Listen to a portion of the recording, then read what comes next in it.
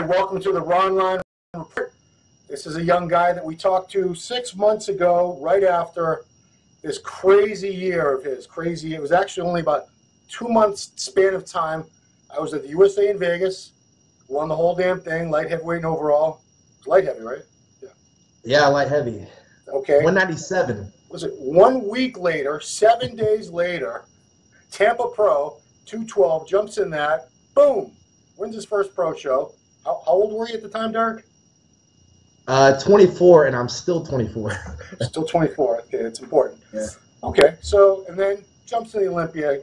He would have been, most people say, okay, he's going to hang out on the sides and get the great view of all the good guys getting the first call-outs, but bam, first call-out, I believe, right? Yes, First sir. At the pre-judging, it was just 4 of us. Yeah, and ended up... But I ended up 5th. 5th place, which in the 18 Olympia. So, amazing rookie year. So, you know, I know we had just talked maybe a week after all that had happened. So I don't know if you even had time to process it at that time. You know, now that some time has gone by, have you really had it sunk in? Have you really had a chance to think about how that year went and how incredible it really was? Right. Yeah, actually, you're exactly right. Like when I first won the USAs and went to Tampa, it was slow to process that I turned pro. Then it was obviously slow to process that I was at the Olympia, and then placing high at the Olympia and getting Rookie of the Year. It didn't even set in for probably another 2 months or so. But and I was still like, believe it or not, like not showing my lack of or not showing my insecurities here, but like. At the time, I was asking some guys that meant a lot to me and respected guys in my life. I said, "Do you really think like, I could win it this year? Do you really think like I could do it?" And they're like, "Derek, I think you really took it to him this year." So once I started getting my mind right, I would literally in the gym I had to force myself to think like, you're gonna be number one. You're gonna do it. But now after several months has passed. And looking back at last year on how I performed on stage, but even this time last year as I was getting ready for the show, the amount of improvement I made since then and in the Olympia is night and day compared to what last year's was. So now I know for sure that I am a contender for this year's Olympia, and I have no doubts. It's no disrespect to anyone else, but I know I'm coming for that #1 title. Love Flex Lewis. He's a great champion, but this is also a sport, man. So I know 100% there's no lack in confidence. I know that I'm a contender for that top spot, and I'm coming. Okay. So next question for you, Derek. We just got back a week and a half ago from the Arnold Classic. First of all, I want you to give me your rundown of the 212 show as you saw it. We had some new guys. I never heard of this. This guy won. Come on. So that's something that I love about the 212, and you're starting to see a lot, is that these new guys, these up and comers, they're the ones that maybe have never just turned pro, or maybe been a pro for a while, haven't competed. Like I feel like they're starting to believe in themselves, and they're really they're going after it, full force, and they're taking a shot at these guys who might be some of the top competitors, but they were a little off. In my opinion, and it's no disrespect to these guys. I mean, I still look up to a lot of them, but if you've been in the sport for 10 years and been at the top of the game, if you're off, man, somebody's going to come in and take it from you. And that's exactly like my mindset is that, I have the opportunity to go in and compete with anyone, and they better be on because I will be. Yep. And I think that's what you saw at the Arnold Classic was there was this guy that nobody's heard of. He was on.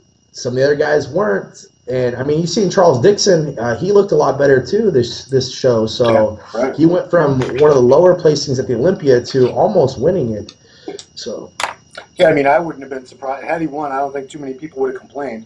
If I'm not mistaken, I think – well, I know for sure he won the first and third round, which that's technically the bodybuilding portion, right? If I'm not mistaken. But he lost all of the second round, which I think is the posing. Well, I could see that. He's an adequate poser. This Kamal guy is, he's next level.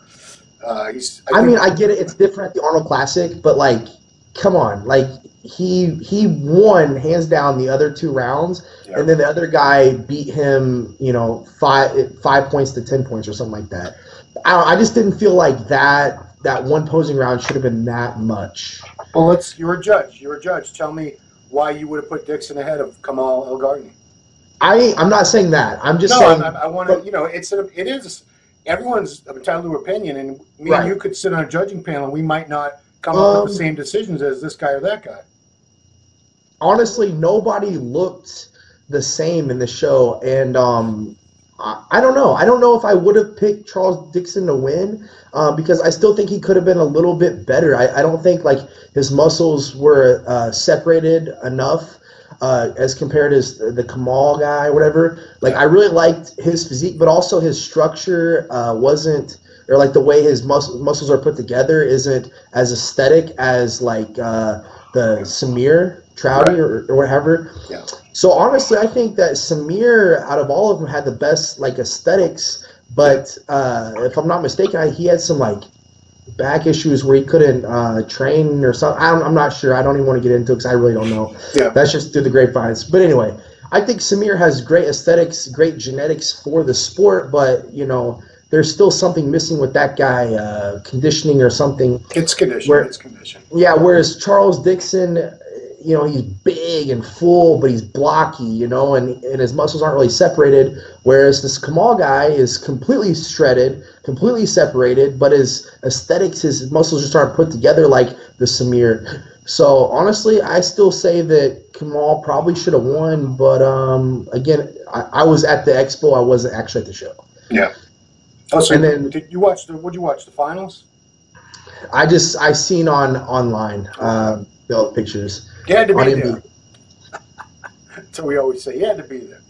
For real though, I mean, come on, like not to make a plug, but you guys are the reason that like we get so much exposure. I mean, otherwise you'd have to be at the show, we'd never see.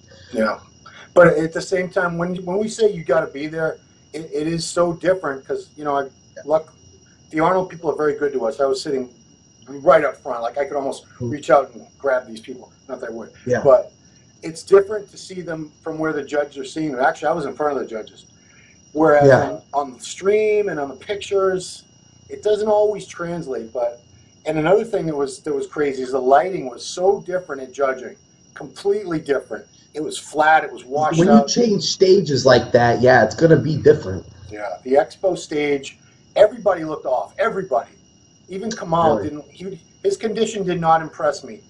Nobody's condition at the expo. It was the lighting, because you know that night you're seeing him at the Patel Grand Ballroom with the really cool stage lighting, and wow, everybody looked. Even like, you know, I was thinking, geez, Jose's really off, Henry's really off, and then I saw them that night, and I'm like, wow, they tightened up a lot, and I'm like, it's probably not that they changed that much. Right, and all of them to change that drastically all at the same time. Everybody tightened up. Everybody. Yeah, so I mean that's a great point too, and of course like I said, I still look up to these other guys, so I'm still watching like Jose's videos, you know, for motivation, whatever, and he explained it himself, like the lighting was an issue because he felt that he was on. But yeah, I mean, like I said, all I saw was pictures, videos, and I wasn't able to be there, so you really can't judge. And that's the same like as me. Like people judge me sometimes because they say I could be a little harder or a little tighter. Well, I think part of that is because I have like a more youthful muscles and youthful skin, and also last year they said that I didn't, my tan was off, my oil was off, but actually I was just so dry that the oil just soaked up into my skin. I got lathered down like 3 times. So the thing is you don't understand until you're actually there. So you got to still give it to these guys. They're the best in the world, so you have to give them props. I mean, I know you've looked up to Jose for a long time, and I'm sure David Henry to an extent too. I mean, did it kind of disappoint you to see the 2 guys that were supposed to be fighting out for that show weren't really in the running at all? Yeah, I mean, it was disappointing. You know, if I was a betting man, I would have said that Jose was going to get another title, but I was surely wrong. I mean, that's like I said earlier. If some guys are slightly off, which regardless of the lighting, whatever, I still think that Jose was better at the Olympia, as well as David. But You know, if these guys are off just a little bit, another guy's going to come in and take it. Yeah. So, you know, you can't. I think every bodybuilder, when they look up at a class that they're supposed to be in, you know, you're immediately thinking, how would I do? Where would I win this? Would I be second? Could I beat him? Could I beat him at my best? So I know you weren't able to watch the show, but based on the photos and the videos and everything, did you kind of get an idea where you think you would have fit into that show? I'll be 100% honest. I think that I definitely could have been a contender for the Arnold title. I mean, I'm not going to sit here and say I don't think I could have, because I think for sure if I was on, then I'm going to contend with anybody. I wasn't there. So no, I didn't even show up. So I can't sit here and smack talk and say I would have won the show, because if I would have just showed up, I would have won the show. Yeah. I'm not going to sit here and say that. But what I will say is that I'm getting ready for the Olympia, and I will be on at the Olympia, and I will be able to, or I will contend with anyone at the Olympia. I don't care if it's Flex Lewis, Jose Raymond, Kamal, whoever. It's, you know, I'm coming for the #1 spot, and I think that's only fair as a fan of bodybuilding myself. Yeah. That I'm in a position to contend for the top title. I want to see the best guys in the world go at it 100%, give their all. So all I'm worried about is the Olympia. Okay, fair enough. So this was your first big trade show, expo, whatever, as a pro. You know, I assume, have you been to these before, the Arnold, the Olympia? I think the Olympia, that was your first one, right? The one you were competing in? Yeah, the Olympia was my first time at the Olympia, but it's really cool you asked me that, because the last time I've been to the Arnold Classic, I was, obviously a fan, going and meeting some of these top pros, and a couple of the guys that I met who really said some things I really took to heart was actually Evan Centopani and Frank McGrath, who are with Animal. Yeah. They kind of, at the time, I thought, hey, I'm an up and coming bodybuilder. Like I'm going to the top, and hey, hit me up if you think there's an opportunity with Animal. And they kind of, Evan, not so much, because I just was taking a picture talking to him, but Frank set me straight. He said, listen, he did. He's like, listen, there's a lot of guys who have great physiques. Like, you need to be able to offer something else for a company to want you. Like, you can't just be a great bodybuilder. You can't just have a nice physique and expect someone to pick you up as a sponsor. And I was like, man, but I'm gonna be good. Like, I don't know. I just, in my immature mind, I'm like, man, but you want me, and then I want to be with you. And I don't know. It just started getting my mind turning what's important. And really this last weekend at the Arnold, or a couple weeks ago, it really made me realize a lot about myself. As someone who's an athlete now with the company and a top pro bodybuilder, it's not just the fans that come up. I'm not saying my fans. I'll never say my fans. It's fans of bodybuilding who happen to follow me or like me or support me. When the fans come up and shake my hand and take a picture and sign an autograph, whatever, that's cool. That's awesome. I love it, and that's great.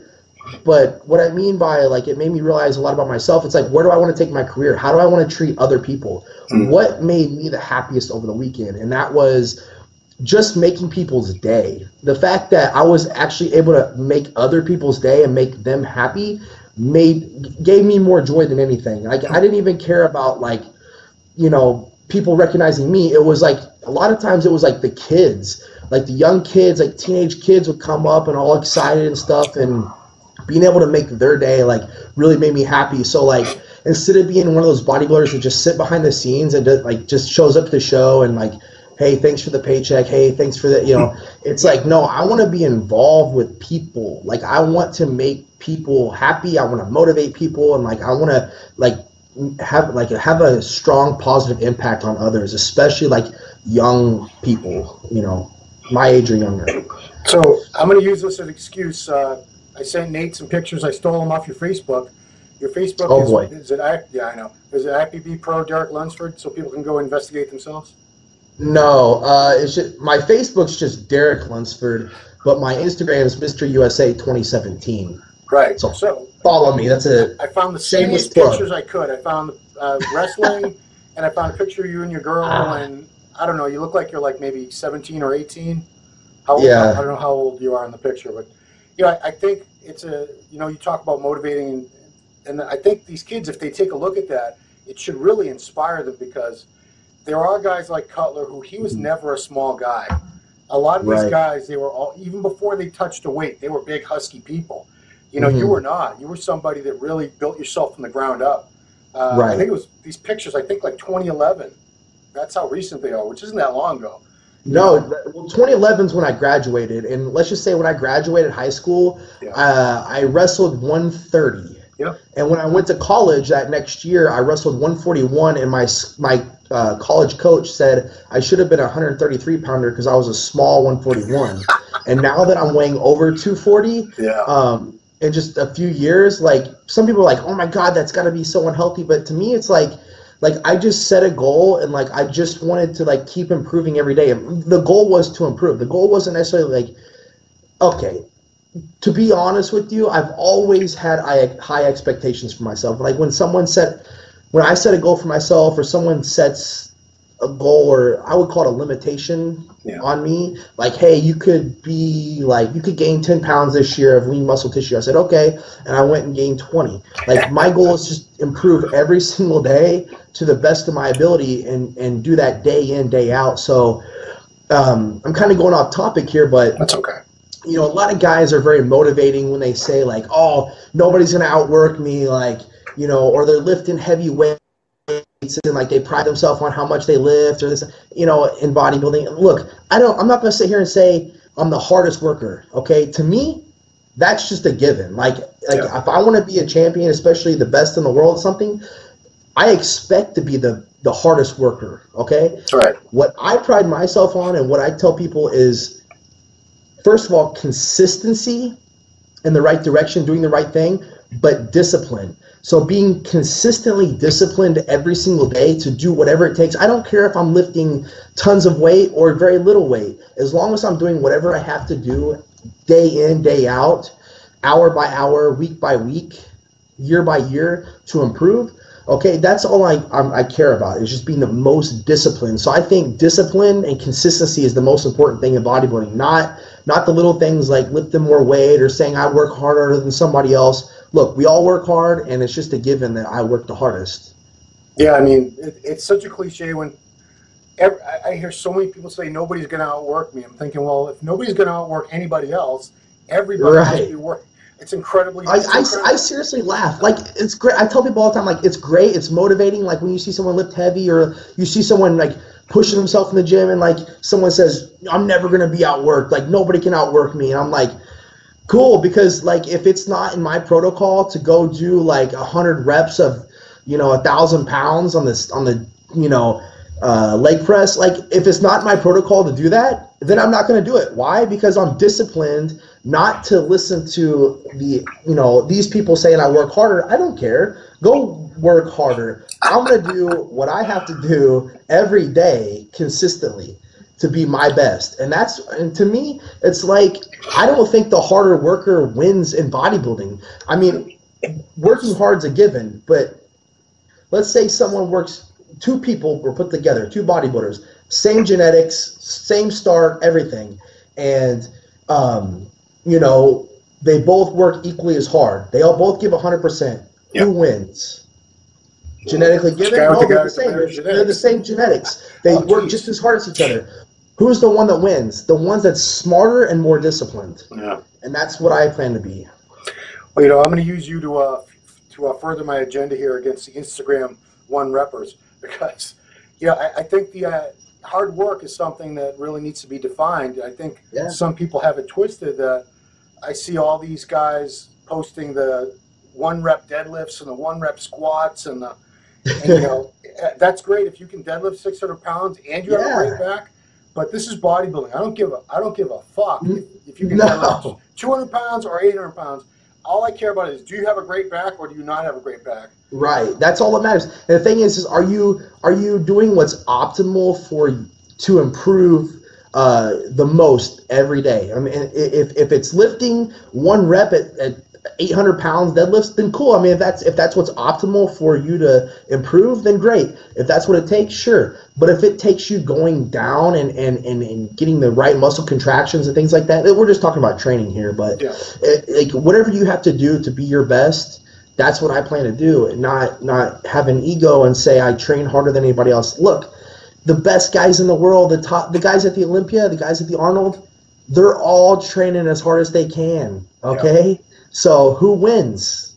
The guy that trains smarter and is more disciplined. Well, that's what I'm saying. I mean, I don't want to make this go off on too many tangents, but people talk so much shit about Phil Heath because he doesn't train the way they think he should train. And he's not a powerlifter. He's been the #1 bodybuilder in the world in the open class for 7 years. There's a reason, because he trains smarter. And he's not all, he has, as far as I know, no major injuries. So he did come up with a hernia. But, I mean, other guys have torn muscles and back and knees and shoulders are all jacked up. And this guy's headed towards 10 Olympia wins. Now, don't get me wrong. I mean, there's a time and place for all types of training. Going heavier, pushing yourself. But you have to be honest with yourself. That's what I tell guys.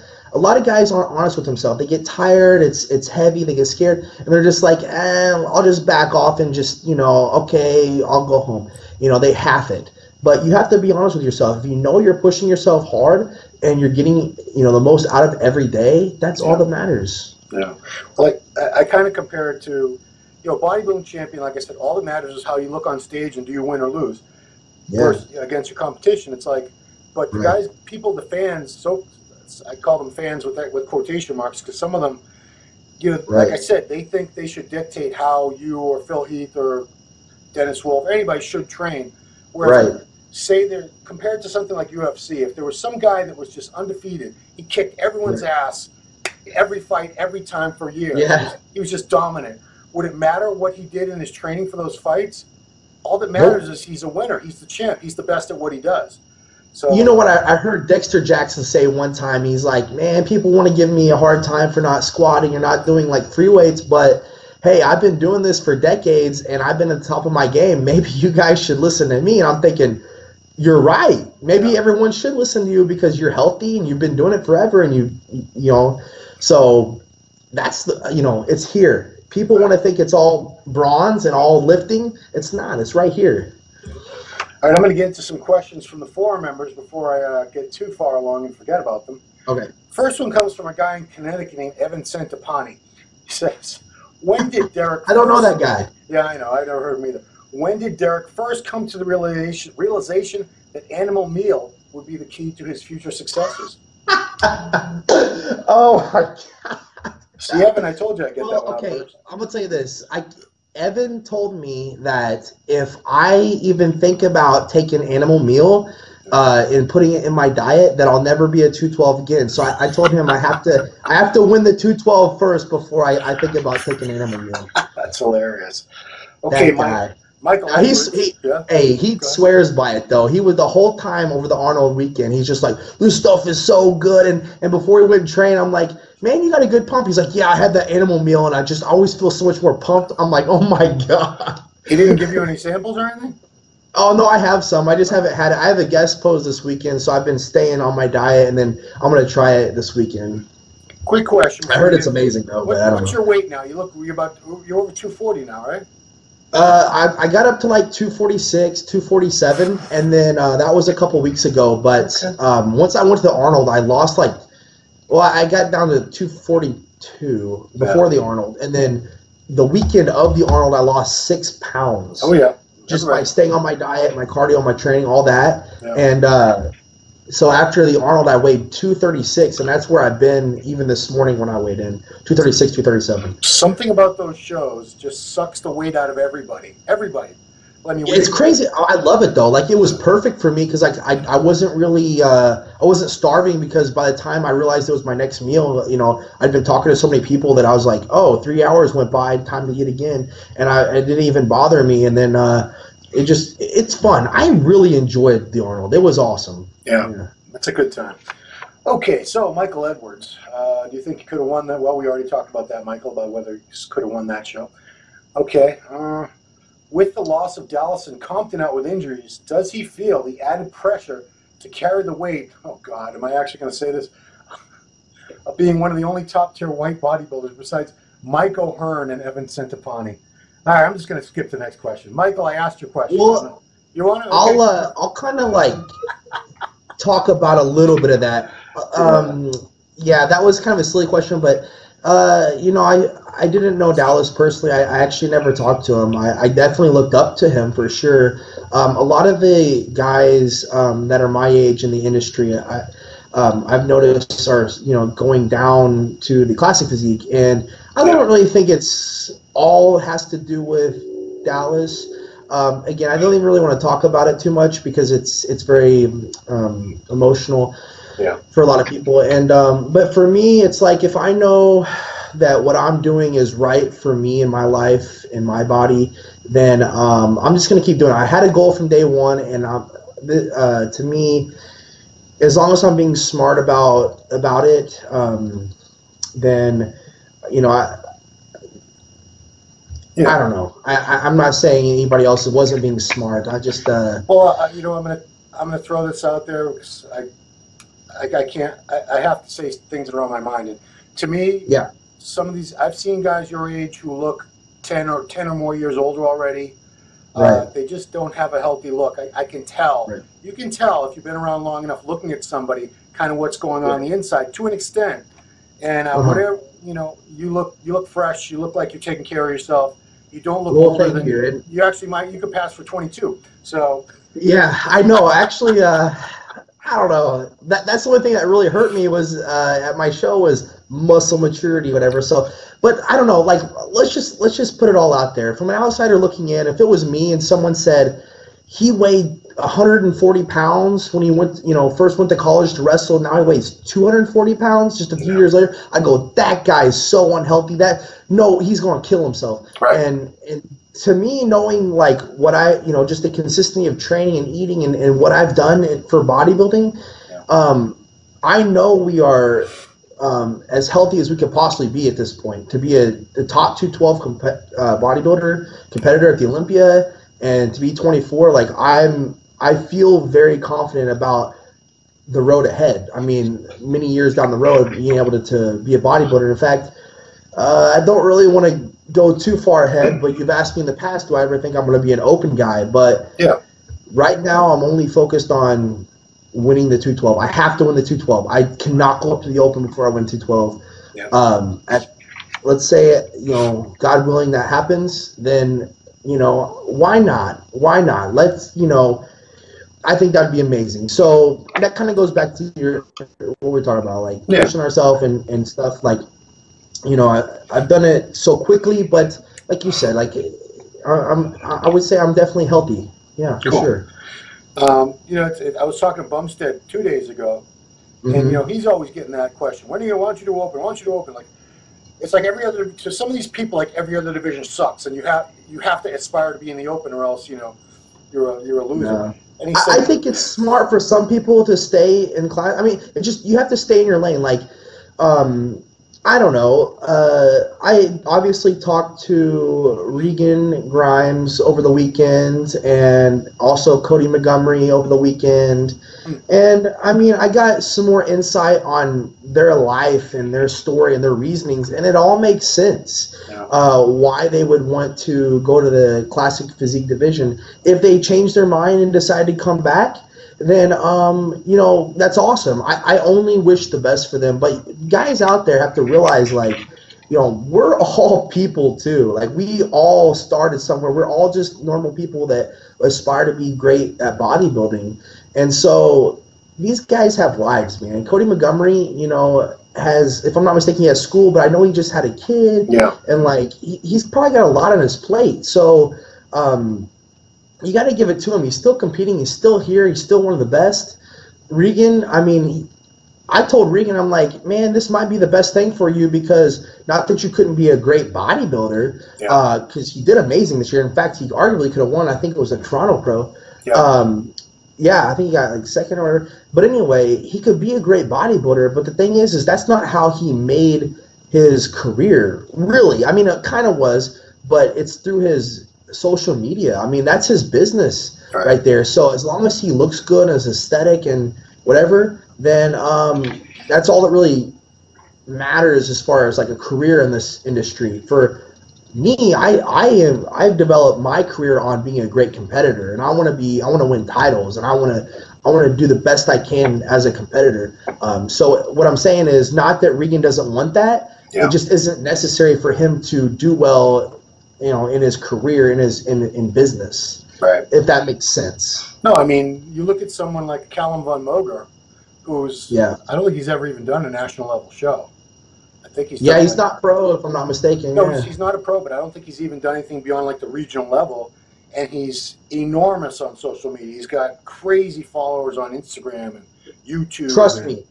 In no way, shape, or form am I saying these guys don't want to win and be a great competitor, because I can tell by talking to Regan and Cody, they do. They for sure do. They're hungry. They want it. They're training. They're doing what it takes. But if it, just looking at it from my perspective, it's like, well, you got to do what's best for you. And if you think, staying lighter and that more aesthetic look, whatever. But the thing is, they both have great aesthetics. They both can be great bodybuilders. Yeah.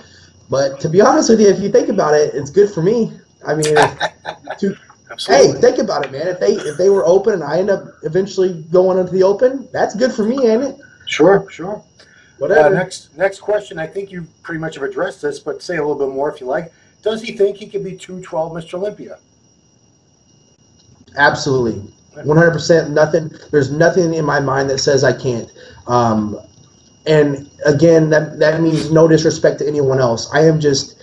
It took me a couple months after the Olympia to realize, but I will win the 212 Olympia for sure. Last year I had. I thought highly of myself and thought, maybe I could contend, and let's just see where we're at, and I never count myself out. But this year, it's 100% focused that I know, like, I can speak it and I know I can win the Olympia for sure.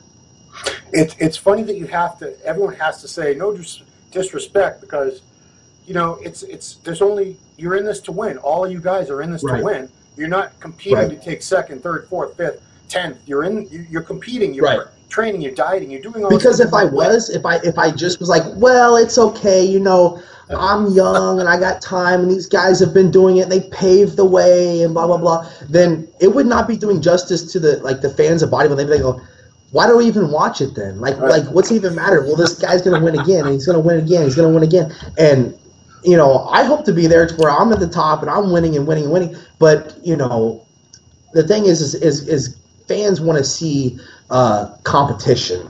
Okay, and going back to like. A lot of guys went, well, he could be the future and he's got time. No, the time is now. Like the time for the future depends on right now. Like what I do right now, today, tomorrow, this year. So I've never given myself the opportunity to think like, well, I got time and I'll just be patient. No, it's right now, right here, right now. Because if you had that mindset that it's, I have time, I'm young, I mean, years could go by and you would have blown opportunities and missed, you can't mentally. Could you imagine? Yeah. What if I would have just been like, I'll do the USAs and then that's it? Or what if I'm like, I'll take 2 years off and not do the USAs? Yeah. Like, could you imagine? I would still be working a 9 to 5. Like, sometimes you just got to jump out there and put yourself out there and be confident and put 100, just all eggs in one basket and just go for it. Yeah. The thing is like, I said this today to a guy I was training with. I said, we were talking about like, we were training legs, and he's like, man, like, you say, because I've been really, trying to bring up my legs this year. Yeah. And he's like, you got to bring up your legs. What are you talking about? You got some monster legs. I go, listen, let's say I have a good enough physique right now today to win the Olympia. Yeah. That's great. But what if I go and I improve on that and I go and dominate? Then what? You know what I'm saying? So why does anyone want to just get by? I don't think any champion says, that was good enough and see you next year. If I'm going, I'm giving my 100% all. You know what I mean? And I think everybody else that's going to be there will do the same.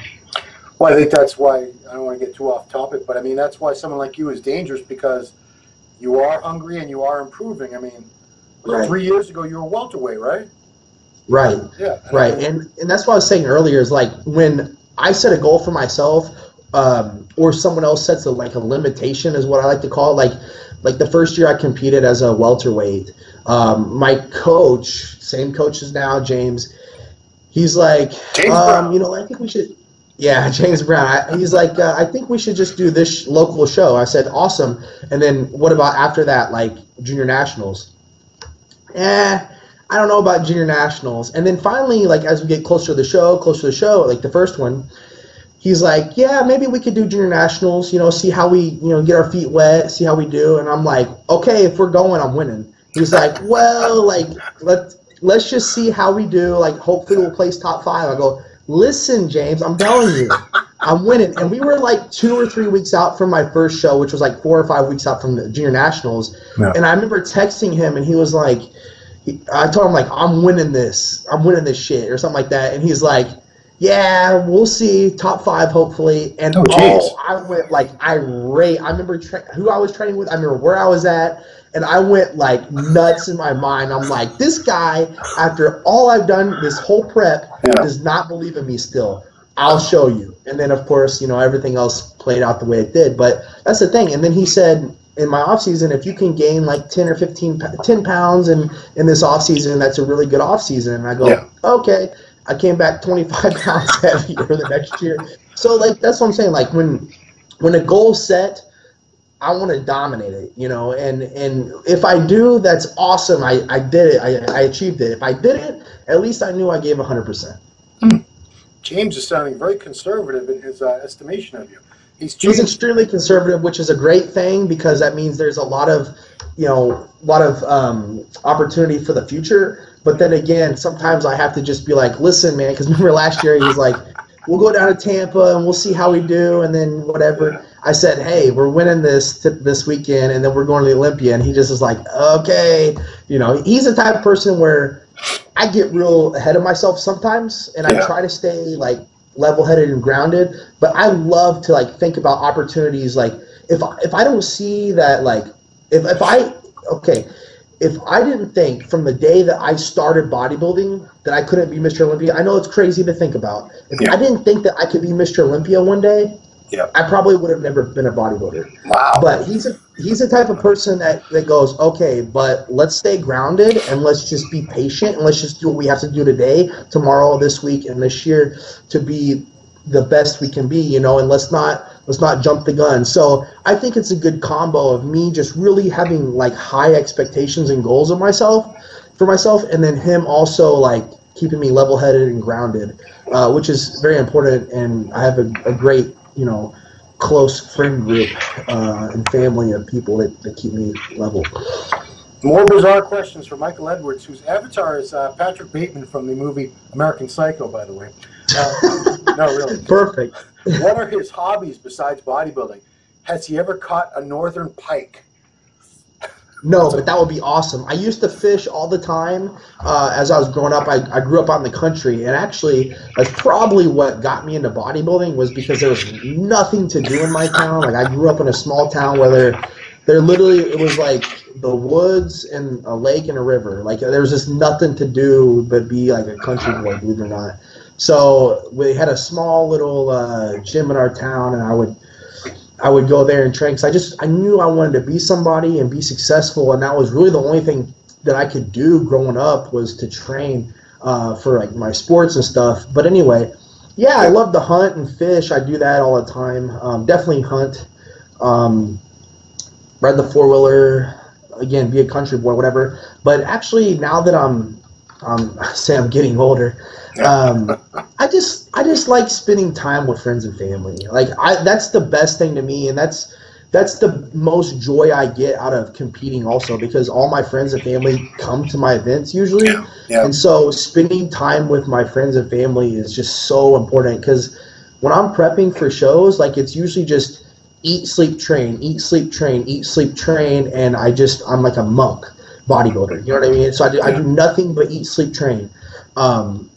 so also like that's why like this year I scheduled so many guest posings and different events. Like I'm going to Germany with Animal, and I'm skipping out on Body Power because it's in May. But I am going to go out to the bodybuilding.com headquarters, do a photo shoot. So I'm doing photo shoots, training videos, events, and it's like 6 guest posings. Wow. So I want to get out there and I want to meet people, and like I said at the Arnold, like that made me realize like I want to interact with others and like, you know, bring people up and be involved with people in this industry instead of just being like, I'm going to show up to the Olympia and that's it.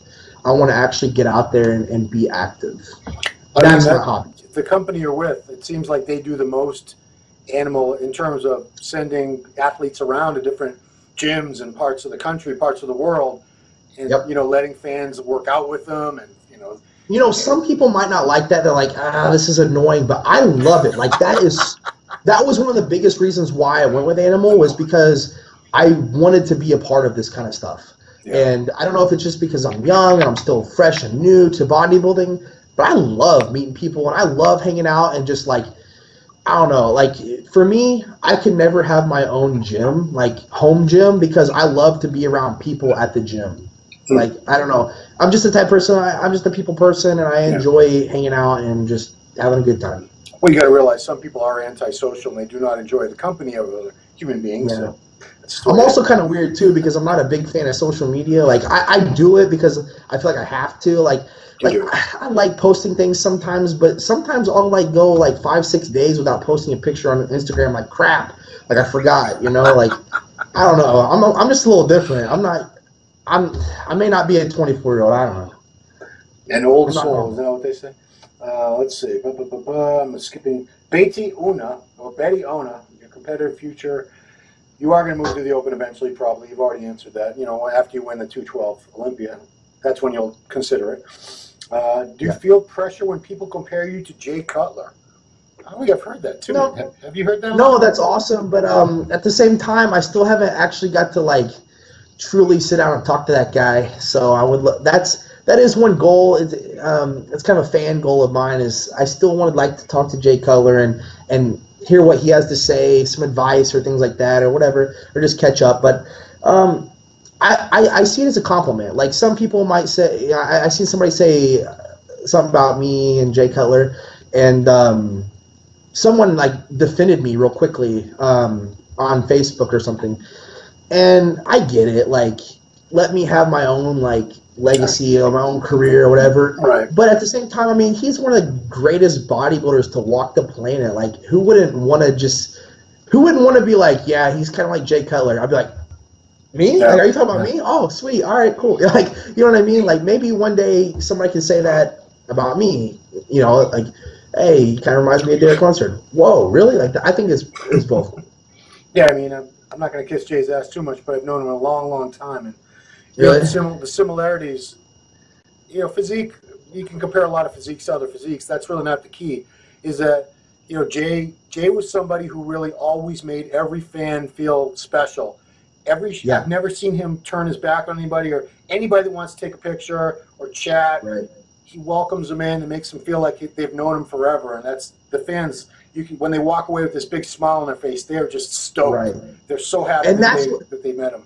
That's what I'm talking about like the Arnold Classic and how it made me realize more about myself, is that like that's what made me happy, was knowing that like others left the animal booth or animal cage happy and excited, like, and motivated, like and that's really cool you said that, because like when I was hanging out with Evan and Frank, yes, I did at the Olympia booth too, like, you know, when Animal was there, but I didn't really get to know them, and this time when I was at the Arnold, like I just felt like I'd known them for a decade. Like I felt like I was a part of Animal for a decade, and like that was what was really cool, and that's like you said, like with Jay and how he treated his fans, like that's how I want to take my bodybuilding career, and like I hope that everyone can appreciate me for me and not just like my bodybuilding, like and the thing is like I never want someone to like walk away and be like, wow, like he was a jerk, or like he was too good for me, or it felt like he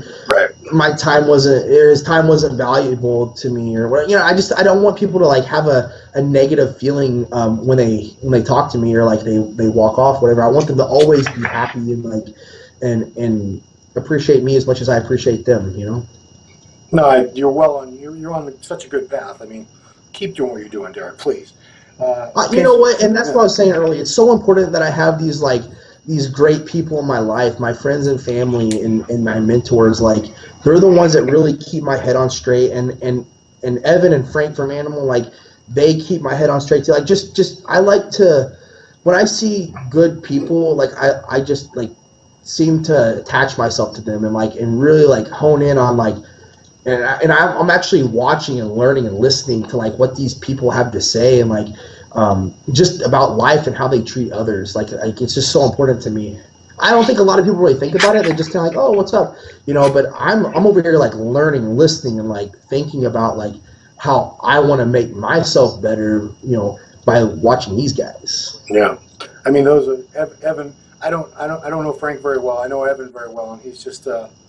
He's one of the best people in the entire industry. I mean, I've never heard one bad word about him. He's just humble, real, treats his fans. Just he's the best guy you could model yourself after. In Cutler, you have great role models. Okay, so my boy the Goon, 6'5", my training partner, wants to know what motivated you to take the time off and make improvements. Very good decision in my estimation. So, was there ever? Did you ever think about putting in for the Arnold, or did you know, no, I need to make these improvements because the Olympia is what I want? Well, I definitely want to do the Arnold bad. Like, I wanted to be at the Arnold. I wanted to compete. It took me a couple months. I think anyone who competes, and I think it takes a couple months for them to be like, okay, I'm mentally ready again to do another prep. Yeah. So at like 13 weeks out, I was in a good position to do the Arnold, and I messaged James and I said, hey, I have it right here. If you want to do it, let's do it. I'm ready to go. And that was like November-ish. Yeah. Something like that. And I said, if you want to do it, I'm down. Let's do it. And he said, nope, we need to make solid improvements for next year. Yeah. And we have plenty of time to be a competitor at the Arnold. And I said, okay, like I trust his advice on this one because it is smart. I just said earlier, I was like, I have time. The time to improve is now. And then once we start refining our physique and just making smaller improvements, then I can compete more times in the year, if that makes sense. This year, I want to give myself Olympia to be 100% fresh and my best for this year. And then the following year, I intend to compete probably more. Absolutely the right call. Absolutely. Because, you started prepping for USA, in March last year? Yeah, it was like February, I think it was. So you were in prep basically from February all the way to mid-September. 7.5 months out of that last year, you were in prep. So and the year before that was like 9 to 10 months. Wow. And then you would have jumped right into prep with only a couple months off, and then to go from that to rest up and do it all at the Olympia. Yeah, I mean, then you would have been, if you didn't do as well at the Olympia as you wanted to, you'd be second. I would have felt like it. Yeah, I would have felt like, man, I made a bad decision. Why did I do this? Right. So, good call, everybody. James, Derek, everyone who made the decision. Okay, Fabian. I left that one up to him. Fabian Gym Food, your prediction. I know you're not gonna say this. When will you win the 212 Olympia title? What'd you say? He wants to know when you think your prediction. When you think you're going to win the Olympia title? How many more months is it to September? What are we in? It's March 14th, so 6 months. 6 months. About 6 months. And again, to anyone who's going to say, "Oh, how dare he say he? How dare I want to?" You know what?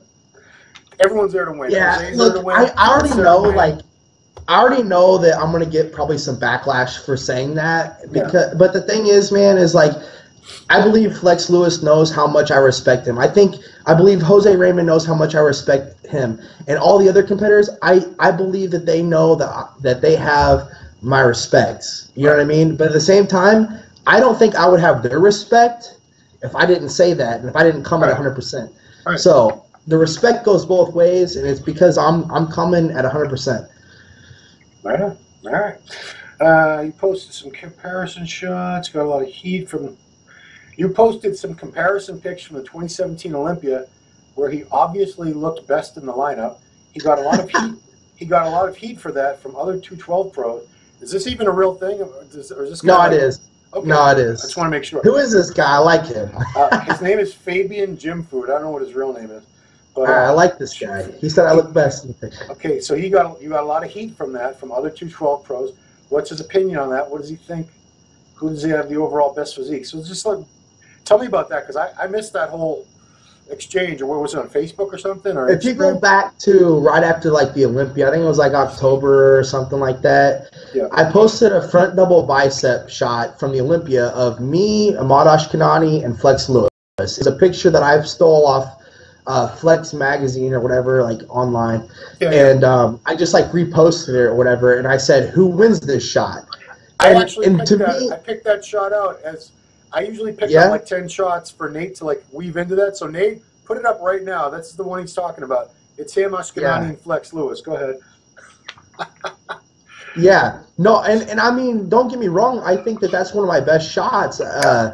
You know, one shot doesn't win the Olympia, but I definitely think. You know, what I liked about the shot, too, not just because I thought I looked good in that shot, but also that we all three had different looking physiques. Yeah. I even put that in the comments, like how bodybuilding is really, really awesome, that like you can have different looks and all be a great competitor. And, you know, I respect these guys when we're backstage, you know, we're all cool with each other. We're messaging each other and stuff, and like we're cool, but at the same time, we are competitors. So as far as like the heat that I caught from, you know, some of the other top pros and other people, I need to respect these guys. They paved the way. Yeah. Well, let me tell you something about this paved the way thing. Yeah. Okay, I understand that you got like, you know, that the 212 guys that started the 212, the 202. I understand they built this up, this division up. Okay, I get it, and that's why all my respect goes to these guys. These are some of the guys that got me into bodybuilding, you know, got me motivated to be better and want to be on their level. Yeah. So there's no disrespect with that. But at the same time, some of the people that were just trolls or whatever, I need to respect the guys that paved the way. Well, I'm sorry, but I'm pretty sure that I paved my own way to be my best, you know, for me to be a bodybuilder. I don't think anybody paved my way to being a bodybuilder. You see what I'm saying? But I get why, like, they paved the way for the division, and there's no disrespect to 6-time champ Flex Lewis. Love the dude. If I could model my career after this guy, I think I would call it definitely a success. Yeah. But as far as like saying who wins this shot, come on, man. Like, I think it was just totally taken the wrong way. Like saying I should have won the Olympia and like I was being disrespectful. But in some ways, I guess I can understand like why another competitor wouldn't want me to do that. Yeah. If I did look better in the shot than someone else. But then again, I posted some other shots from the Olympia where they felt like they looked better, so I just wasn't being discriminative. This one shot. Well, it was just it was a silly situation. Bicep, that's your lights out shot. I mean, I put that up after USA judging on my Instagram. I said this guy's going to win the whole effing show, and I put your front double bicep. I was like, look at this. Thank you. I mean, I'm not saying I think I won the shot. No, I mean, in that pose, you won that pose out of those 3 competitors. They happen to be 1 and 2 in the world, but you're better than them in that one pose. But I wasn't the most complete last year, and I know that, and I'm coming back with improvements. And if I thought that if I would have argued last year, oh, I should have won this shot, or I should have won, or should have placed higher, and if I would have just complained about it, then don't expect me to come be a contender this year. That's the way I look at it. If you're going to sit there and complain, then that guy's probably not going to be a good contender. If he goes and does his homework and he says, okay, I accept the outcome and I'm going to improve on it, oh shit, this guy's means serious business. You know what I mean? Like, he's not messing around. He's going to go, okay, if muscle maturity doesn't win it, then he's got to be great at everything else, which he's going to make sure of that. He's going to be more aesthetic, more shredded, more separated, Yeah. everything bigger. So if everything else is better, besides one, muscle maturity, Right. Yeah, we'll see the cards fall. So his second question, I'm going to sort of twist it around to make it fit the question I was going to ask anyway, is what have you been working on the most since the Olympia in terms of physique, and have you changed your training in any way, radically to make those changes? Right. I'm always very hard on myself when it comes to like my physique and like how I'm training. I'm always learning. I'm always thinking about how I can train better and harder and smarter. And I definitely have focused a lot more on like my hamstrings for sure, and like and my calves. I think that was, if anything, one of my weaker parts last year. Yeah.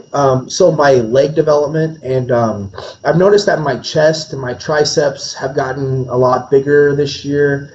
My back's improved. I think I'm just a bigger, better version of myself last year, but definitely like I've been not changing my training strategies, but just being more focused like on, okay, am I contracting my hamstrings every time I do a rep? Am I getting the most out of every workout when I hit legs and hit arms? Because before, like, I never even really tried to hit arms that hard.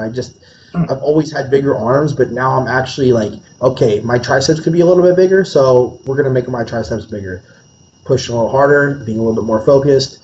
I don't know. I think I've always had a pretty balanced physique, so why change it? Right. No, I mean, does James work with you on your training, or is he strictly nutrition? Strictly nutrition. Sometimes I'll ask him, I'll be like, man, like, what do you think? Like, where's a part that's lacking? And he'll be like, well, here. I'm like, okay, what do you think I should like? I'll just be like, what's one or two exercises I just shouldn't ever miss in my training? Like, just for something that way I know, like, when I go on hamstring day or like chest day, like, I don't miss that exercise. Yep. And I don't like, I don't know, it just makes me feel more accomplished. Like, okay, I know, and more confident. Like, I know what I'm going to go in, I'm going to do, and then anything else is just extra. So I'm not gonna blow smoke too much, but I mean, the things you have going for you that a lot of these other guys in the 212 don't. It's the structure, number one. These clavicles of yours, they're out to here, which on a guy of 5'5", is that about 5'5"? 5'5". I think the more squats I'm doing, the shorter I'm getting, but I don't know. I'm getting shorter, but you shouldn't have that problem for years to come. But I mean, yeah, you can't train for clavicle width. It's got to be there in the first place. So just that structure, the overall shape, and if you continue to fill in these little areas, a little more hams, a little more calves, muscle maturity is just going to come as the years go by, and you're going to be more and more dangerous every season that you compete. So I'm very confident in like where I'm headed with my bodybuilding, my competitive bodybuilding career, and like where my physique's going. But that's what I was saying earlier about like how I want to truly take my overall career, is that if like I can go to these events and people, like the fans of bodybuilding, respect me and appreciate me for me, then it doesn't even matter how I place. Now, don't get me wrong. Again, I'm trying to be, the best competitive bodybuilder I can be. I want to be the Olympia champ. I want to win titles. But that's part of like how it takes the stress off me, is that win, lose, or draw, if I can still like be a great ambassador, like a great person, like that, I still win. Like no matter what, I still win. So I don't know. Competitive. It's the sport. The industry has changed so much. But even going back to guys like Tom Platz in the '80s, Mike Matarazzo in the '90s, these guys, neither one of them ever won a pro contest, but they had fan bases. I mean, I was at shows where Matarazzo, I unfortunately never got to see Platz, but Matarazzo, the roof would come off the buildings when this guy guest posed. People went nuts for him. People loved Mike. And I mean, now more than ever, because you have so much more opportunity with social media, you can build a fan base. And I've had so many guys, Cutler, Sean Ray, that tell me the key to this is your fan base. Because, titles are nice, but there are guys that win a lot of shows, and they never have a lot of money, and they don't have a lot of fans because they didn't care about, all they really cared about was winning, and they never really catered to their fans and tried to make their fans feel like they were part of their journey and part of their success. Whereas someone like Cutler, people love Jay. You see him get mobbed everywhere he goes because he always made people feel like they were part of it. His fans are part of what he did. and they love that. And if you keep going on Right. that, So in a business and career aspect, that's 100% dead on. But like me personally, I don't know. I don't like it when people like walk away like, oh, he was a jerk. Like I've been there, I've done that. When I had a big ego, like right after I was wrestling and started bodybuilding, like I was just like, I walk around the gym like all tough. Looking back, I hate that now. Like I want people to be like, wow, he was a really nice guy. It helps me sleep at night. Like it helps me feel better about me and what I'm doing in my life than just like, oh, I'm glad I have more fans. No, like I don't know. That's why I say win, lose, or draw in competition. If I still treat people the right way, like you were saying, like business-wise, I win, but also I feel more confident about myself when I go home. So and then put an Olympia title on top of that, and then that's like the icing on the cake. I couldn't ask for any more. Yeah, I mean, if you can be a champion who wins the big titles, and you've treated all these people well, and built this fan base because you're genuine and you're humble. That's Thank you. Could you imagine, like, let me say this. Could you imagine if I posted something on Instagram or said something in this interview that was just so outlandish, that was like, so negative towards, like, so disrespectful to, like, some of these top competitors? I just called everybody out and said something terrible. Do you know how much my social media would rise? Yeah. It would go, like, crazy to the top. Let's say I even won the Olympia and I just talked smack. I would have so much, like, following. It would be crazy. Yeah. But then what happens whenever it's all said and done? Yeah. Nobody's going to care about me. Nobody, you know what I mean? Nobody's going to care about Derek Lunsford as a competitor. He's no longer a competitor anymore. Because I always say it's not if I quit bodybuilding or retire. It's when I'm done bodybuilding. Could you imagine if I treated everyone with respect and did it all the right way and still won? Yeah. That's a Jay Cutler legacy, and that's what I would love to have. That's a Flex Lewis legacy that I would love to have. You see what I'm saying? Oh, yeah, absolutely. And, I mean, the fact that you're going into it from the very start with that frame of mind and that attitude, it's, I don't Trust me, 3 years ago, I would not have said that.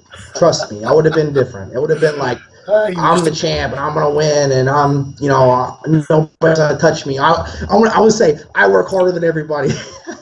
Well, you're 24, 21 and 24 are very different, and 27 is very different from 24, and 30 is very different from 27. It's you can't see it now because you're in the middle of it all, but as years go by, you look back at every past stage of your life and go, wow, I really thought I knew it all, but I didn't. I didn't know jack shit. You're right, and I believe you, and that's the thing is, like, I listen to that kind of stuff, and I take it to heart, and I'm like, okay, and that's why I just pray, and I think to myself, like, I hope that I can keep this mindset, and I can stay grounded, I can keep the people that are close to me, and keep me the way, like, I'm focused right now, because I feel like I'm doing it right, and I want to keep going this way. I don't want to get too ahead of myself, because it could be easily done, and I just don't want to, I don't want that. Well, I knew that you wouldn't. I didn't have to worry about you when I see the shows last year, and there's a pack of people around you, and they're not like, it's not like a boxer has all these like hanger-ons. It's your girlfriend since high school. It's your mother. It's your grandmother. It's your coach. It's all the people from back home in Indiana. There was 20 Team people. Lunsford shirts. I loved it. There was like over 20 people. Yeah. And they all spent their own money to come out and support me. And that's what I'm talking about. It meant so much more to me that I could share that with them, and they were happy and proud of me than even winning. I promise you. And the thing is the best thing that ever happened to me was the year before when I lost, when I felt like I should have won, because I almost quit bodybuilding then. I felt like I got robbed and this is so wrong. But like I said, when I went back to it, I was like, this, I thought about it, I prayed about it, I said, this is the best thing that could have possibly happened to me. And I didn't know why. I just told myself it was, and I kept being told that it was the best thing. And I came back last year and everything happened, and it was the best thing that ever happened to me. It definitely humbled me because I wasn't ego-driven anymore. I realized that I can lose and that it is possible, whether I felt like I was the best or not. So it really, like, changed my mindset. So losing was really the best thing, because then I don't want to, well, I mean, you can say whether I did or didn't make history by going to Olympia that quick, but, you know, that was something special that happened last year. Yeah, it was. I'm happy I was there to see it, because I don't know how many more times I'm ever going to see something like that before it's all said and done. It was something. And that means a lot to me. Thanks. No, that means a lot to me. That's awesome. Yeah. Thank you. Well, we've been yapping for over an hour here, so I'm gonna cut it off. Right. Thank you. That's so what much happens for when your we time. start talking. That's okay, man. This is what we're here for. So you know, we'll see. We'll be keeping track of you. Everyone, check him out on his social media. Was it Mr. USA 2017 again? Mr. USA 2017 until September. Okay, and then you can hopefully change it to something else. But for now, that's where you can find him on Instagram, Mr. USA 2017. Subscribe, follow, do all that good stuff. And yeah, we'll be keeping an eye on you, Derek. You're on the right track, and I'm anxious to see how everything unfolds for you, because I think you're doing everything exactly the right way. And I'm trying my best. Mature for your years, doing. Yeah, you're a good kid. I like you. Thank you. And it's always a pleasure. Thank you for having me on too. So I really appreciate it. All right. Well, hopefully the next time we do one of these, it'll be you know, right after the Olympia. Or before.